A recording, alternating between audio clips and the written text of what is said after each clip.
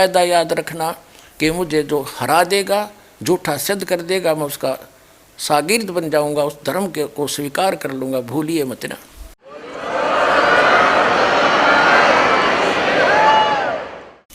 जो व्यक्ति तत्व ज्ञानहीन होते हैं वो कुछ टांग और अड़ा दिया करते हैं। वो ये भी कह सकते हैं कि मैं बाइबल को नहीं मानता, और किसको मानते हैं? इन 4 पवित्र पुस्तकों को तो मानते ही हैं। पवित्र तौरात, पवित्र इंजिल, पवित्र जबूर, पवित्र कुरान शरीफ और या कुरान मजीद को, इसको तो मानते ही हैं, इसको तो कोई नकारा कर ही नहीं सकता। तो सबसे पहले ये सिद्ध करते हैं कि जो इन पवित्र तीनों पुस्तकों में, कुरान शरीफ तो अलग है, और पवित्र तौरात, पवित्र इंजिल, पवित्र जबूर नामक जो 3 पुस्तक हैं, उनका संग्रह ही पवित्र बाइबल है। इसमें भ्रमित ना होना किसी अनजान के कारण। तो इसलिए पहले आपको यही दिखाते हैं और तुलना करते हैं कि पवित्र बाइबल एक ज्यों का त्यों उसी का संग्रह है, उसमें कोई अक्षर का भी अंतर नहीं है। देखिएगा, ये पुस्तक है आसमानी किताबें, तौरेत, जबूर और इंजिल। ये कहाँ से प्रकाशित है? BSI 206 महात्मा गांधी रोड, बंगलौर से। यहाँ देखिएगा,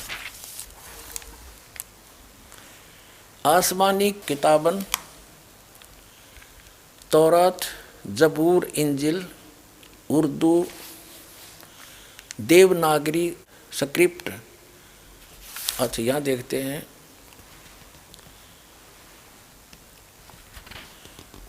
published by BSI Mahatma Gandhi road, Bangalore, brilliant printers private limited, Bangalore 94। ये यहाँ ये तीनों किताबें हैं, तीनों किताबें तौरेत, जबूर, इंजिल। इसमें आगे चलते हैं एज इट इज।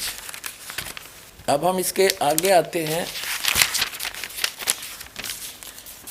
ये पुस्तक यहाँ से तौरेत शुरू होती है और इसमें पैदाइश नामक एक चैप्टर है, पैदाइश, और हम यहाँ आ जाते हैं। पैदाइश 1:1 का 24 तक इस पृष्ठ पे है। खुदा ने इब्तदा में ज़मीन और आसमान को पैदा किया। यहाँ देखो, इस प्रकार शाम हुई और सुबह हुआ, ये पहला दिन हुआ। फिर दूसरा दिन, और फिर ये तीसरा दिन, ये तीसरा दिन हुआ। फिर चौथा दिन हुआ, फिर 5वां दिन हुआ। हम पढ़ेंगे 6ठा दिन। ये देखो, यहाँ आगे हम पैदाइश 1:25, 2:1.12 3 पृष्ठ पे। अब 26वां श्लोक पढ़ेंगे। फिर खुदा ने कहा, 5 दिन में जो कुछ रचना रचनी थी परमात्मा ने रच दी। उसके बाद परमात्मा ने कहा कि हम मनुष्य को अपने स्वरूप के अनुसार उत्पन्न करेंगे, और परमात्मा ने मनुष्य को अपने स्वरूप के अनुरूप अपने जैसा ही उत्पन्न किया, नर और नारी करके उनकी सृष्टि की, उत्पत्ति की। देखिएगा, फिर खुदा ने कहा, हम इंसान को अपनी सूरत पर अपनी सभी की मानिद बनाएं, और वह समंदर की मछलियों और आसमान के परिंदों और चौपायों पर, तमाम ज़मीन और सब जानवरों पर जो ज़मीन पर रेंगते हैं इख्तियार रखे, यानी उनसे समझदार हो यो। और खुदा ने इंसान को अपनी सूरत पर पैदा किया, खुदा की सूरत पर उसको पैदा किया, नर और नारी उनको पैदा किया। अपने आत्माओं और दिखाते हैं कि अल्लाह ने, जो सृष्टि रचने वाला अल्लाह है, खुदा है, जिसने 6 दिन में सृष्टि रची, 7वां दिन तख्त पर जा बैठा, वो है कंप्लीट गॉड, वो है पूर्ण परमात्मा, वो अल्लाहु अकबर है, अल्लाह कबीर है। उसने किसी भी को, ना पशु पक्षियों को, ना मनुष्यों को मांस खाने का आदेश नहीं दिया। देखिएगा, अब हमने ये 28 पढ़ लिया। अब 29 में, और खुदा ने सबको बरकत दी और कहा फलो और बढ़ो, जमीन को मांस मूर और मकूम करो, यानी भर दो जमीन को, और समुद्र की मछलियों और हवा के परिंदों और कुल जानवरों पर जो जमीन पर चलते हैं इख्तियार रखो, यानी उनको खाना नहीं।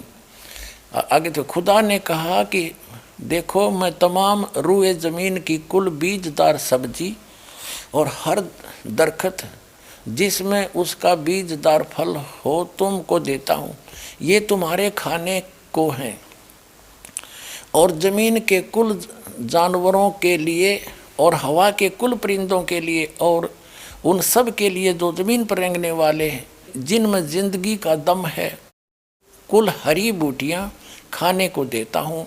और ऐसा ही हुआ, और खुदा ने सब पर जो उसने बनाया था नज़र की और देखा बहुत अच्छा है। और शाम हुई और सुबह हुई, सो छठा दिन हुआ। अब इसमें स्पष्ट कर दिया। अब देखो, ये तो ये पवित्र पुस्तक आपको दिखा दी तीनों। अब इसका ज्यों का त्यों वर्णन है इस पवित्र बाइबल में, क्योंकि ये जो तत्व ज्ञानहीन प्राणी जो भ्रमित किए हुए होते हैं जनता को, वो काट छांट किया करते हैं, फलानी किताब गलत है, उसको नहीं मानते हैं। अब ये भी समस्या हल कर देगा ये दास के इसको किसी को अग्रम मग्रम करने की गुंजाइश नहीं छोड़ूंगा। अभी आपको जो पवित्र तौरात के अंदर प्रकरण दिखाया वही पवित्र बाइबल में दिखाता हूँ, क्योंकि एज इट इज है ये देखिएगा, ये पवित्र बाइबल, संपूर्ण जीवन अध्ययन बाइबल,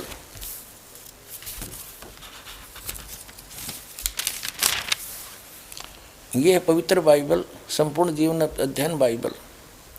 ये कहाँ से छपा है अब आगे दिखाते हैं आपको। ये है journal editor Donald C Stamps M division, और एसोसिएट एडिटर है जेस वेस्ले डेम्स PhD, और यहाँ है life publishers international Springfield Missouri USA printed in India.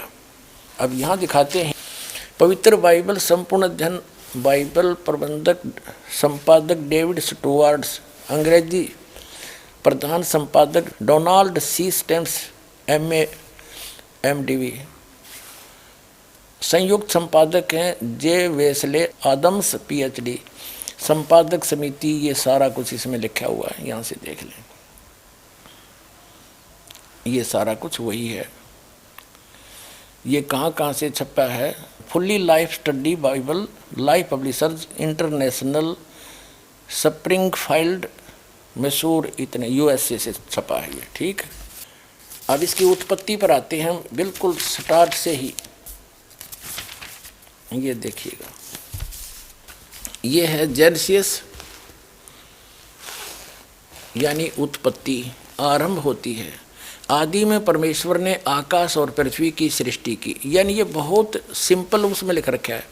इस प्रकार पहला दिन हो गया, यानी सांझ हुई भोर हुआ, इस प्रकार पहला दिन हो गया।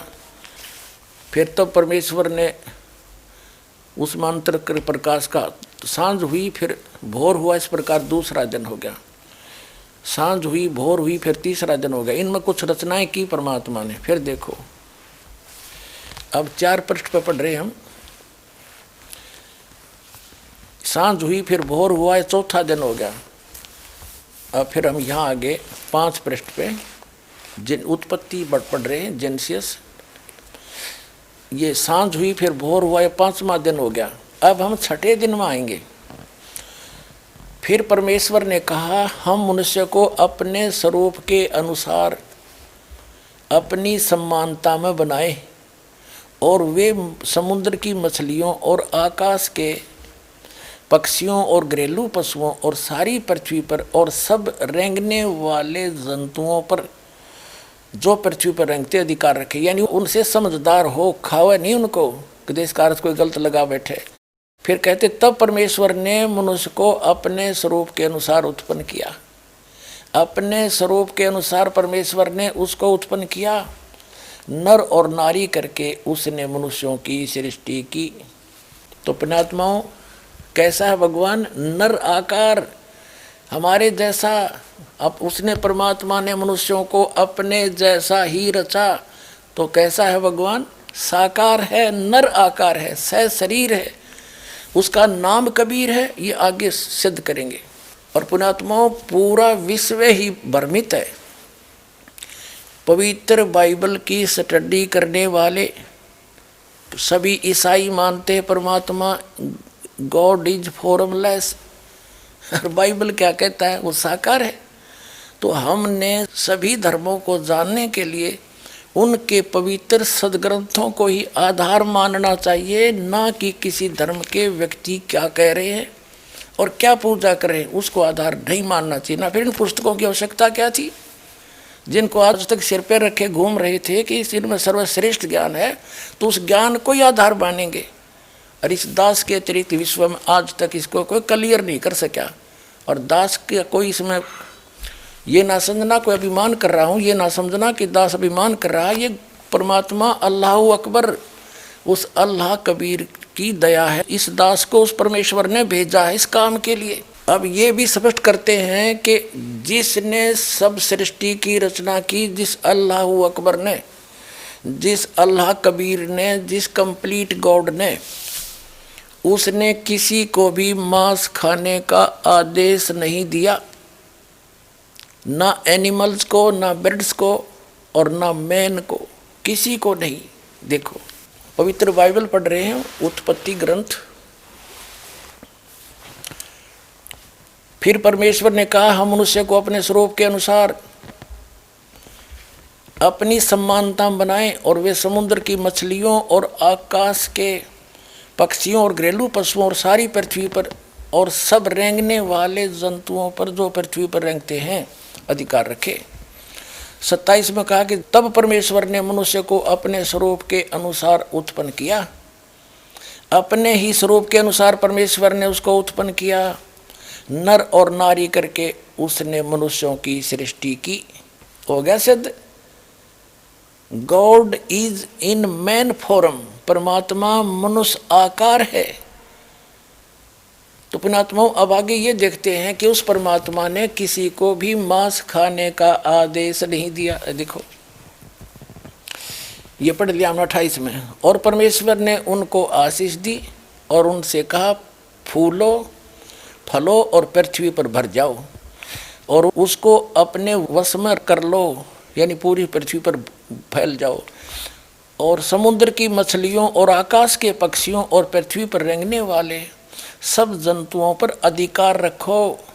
अब जैसे अधिकार रखने का मतलब ये नहीं न मार के खा ले। जैसे जंगल से गाय लाए हम, पहले भैंस लाए, उनका दूध पीते, तो दूध पियो, मांस क्यों खाओ? गोश्त खाना कोई अच्छी बात है? और देखो, परमात्मा का आदेश नहीं है ये, पूर्ण परमात्मा का अल्लाह अकबर का आदेश नहीं है।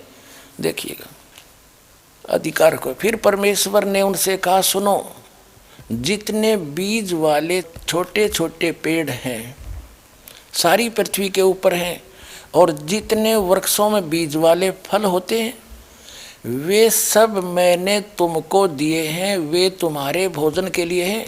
किसके लिए? मनुष्यों के लिए। ठीक।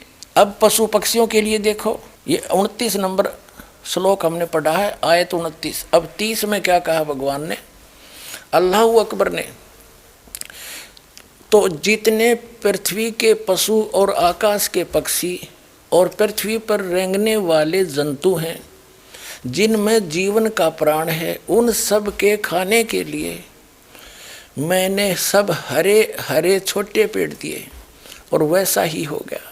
तब परमेश्वर ने जो कुछ बनाया था सबको देखा, तो क्या देखा कि वह बहुत ही अच्छा है। सांझ हुई, फिर भोर हुआ, इस प्रकार 6वां दिन हो गया। यूं आकाश और पृथ्वी और उनकी सारी सेना का बनाना समाप्त हो गया, और परमेश्वर ने अपना काम जिसे वह करता था 7वें दिन समाप्त किया। और उसने अपने किए हुए सारे काम से 7वें दिन विश्राम किया। और परमेश्वर ने 7वें दिन को आशीष दी और पवित्र ठहराया, क्योंकि उसमें उसने सृष्टि की रचना के अपने सारे काम से विश्राम लिया। तो पुण्यात्माओं, इससे स्पष्ट हो गया कि मांस खाने का आदेश किसी भी प्राणी को नहीं है। अब यहाँ समस्या पैदा कर देंगे ये अज्ञानी आपके सामने के शेर और जितने भी ये पशु हैं, हिंसक पशु जिनको मांसाहारी मानते हैं, तो ये इनको भगवान ने ऐसे पंजे दिए हैं, नुकीले दांत दिए हैं, तो ये तो एक मांस खाने के लिए दिए हैं। नहीं पुण्यात्माओं, ऐसे प्रमाण आपको दिखाएंगे कि ऐसे महापुरुष हुए हैं जिन्होंने शेरों को आशीर्वाद दे दिया, सिंह को, लायंस को, उन्होंने जीवन भर मांस नहीं खाया और बिल्कुल घास फूस खा करके, जैसे इनके पंजे किस लिए दिए हैं कि जैसे कीकर देखी होगी बबूल आपने, उसका ऐसा मोटा मोटा गोंद निकल जाता। पहले बहुत मजबूत तगड़ी तगड़ी कीकर होती थी, इतना इतना उनका गोंद लग जाता है और बहुत वो पौष्टिक होता है। ऐसे ही कुछ ऐसे पेड़ होते हैं जिनके अंदर बहुत अच्छा गुद्दा निकलता है, उनको पाड़ पाड़ कर ये खाते थे। तो इनको मांस खाने का अधिकार नहीं था, किसी को भी आदेश नहीं, और ना खाते थे। प्रारंभ में मांसाहारी प्राणी नहीं थे। तो फिर क्या हुआ, जैसे अब हम देखते हैं पवित्र हिंदू धर्म के अनुयायी पवित्र मुसलमानों को बुरा क्यों कहते थे कि वो मांस खाते हैं, इसलिए बुरा मानते थे कि वो मांस खाते हैं। और सिख धर्म के अंदर 10 महापुरुष हुए हैं, उन 10 महापुरुषों ने कभी मांस छुआ तक नहीं, शराब कभी छुई तक नहीं, तम्बाकू सेवन किया नहीं। और ये तो सबसे पीछे चला हुआ धर्म है सिख धर्म।